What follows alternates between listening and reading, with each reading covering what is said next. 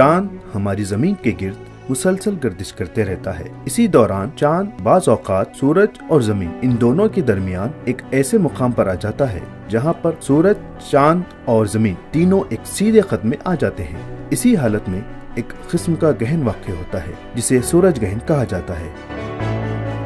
इसी के बरखिलाफ चांद की मदारी गर्दिश की वजह से हर महीने एक वो हालत भी आती है जब सूरज और चांद इन दोनों के दरमियान जमीन होती है। इस दौरान भी बाज़ औक़ात एक और किस्म का गहन वाक़या होता है जिसे चांद गहन कहा जाता है। इस वीडियो में हम इन्हीं दो गहन के बारे में मालूमात हासिल करेंगे। आइए पहले हम सूरज गहन के बारे में समझने की कोशिश करते हैं। सूरज गहन के दौरान चांद जमीन पर पड़ने वाली सूरज की रोशनी के रास्ते में होता है। इसी वजह से जमीन पर सूरज की रोशनी के साथ साथ इसके कुछ हिस्से पर चांद का साया भी पड़ता है। जमीन पर चांद का दो किस्म का साया पड़ता है, पहला गहरा साया और दूसरा मध्यम साया। चांद के इन्हीं दो मुख्तलिफ साये की वजह से सूरज गहन भी हमें मुख्तलिफ किस्मों में दिखाई देता है। सूरज गहन की 3 किस्में होती हैं, मुकम्मल सूरज गहन, जुज़वी सूरज गहन और कंगन नुमा सूरज गहन। जमीन के जिस हिस्से पर चांद का गहरा साया पड़ता है उस हिस्से से मुकम्मल सूरज गहन दिखाई देता है। मुकम्मल सूरज गहन के दौरान सूरज पूरी तरह चांद से ढका हुआ नजर आता है। सूरज गहन का अरसा ज्यादा से ज्यादा 7 मिनट और 20 सेकंड का होता है।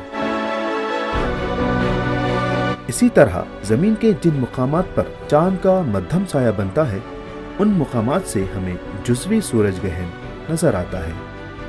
जुज़वी सूरज गहन के दौरान सूरज का कुछ हिस्सा चांद से ढका हुआ नजर आता है।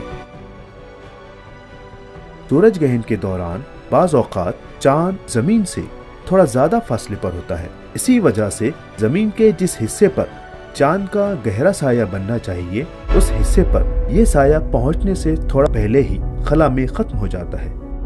ऐसी सूरत में उस मुकाम से जो गहन नजर आता है उसे कंगन नुमा सूरज गहन कहते हैं।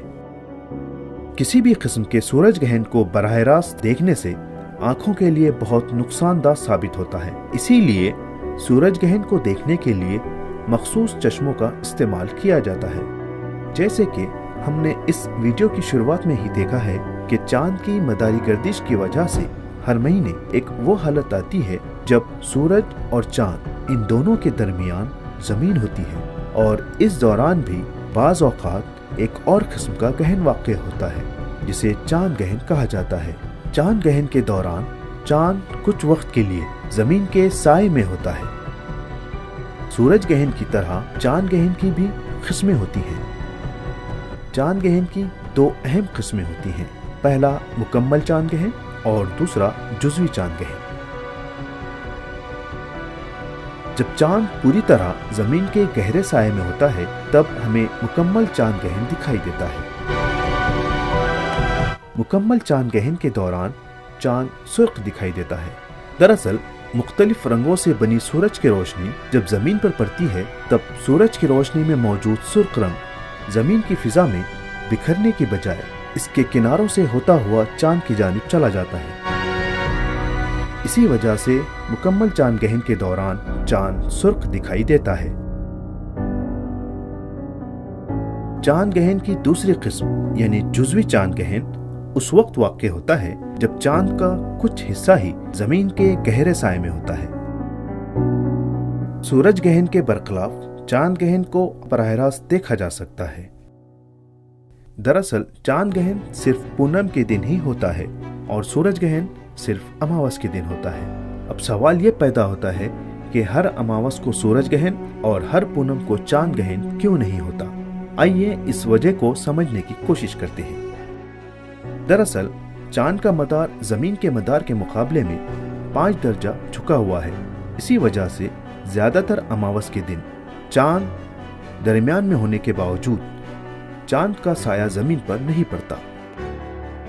इसी तरह ज्यादातर पूनम के दिन जमीन के दरमियान में होने के बावजूद जमीन का साया चांद पर नहीं पड़ता। यही वजह है कि हर अमावस को सूरज गहन और हर पूनम को चांद गहन नहीं होता।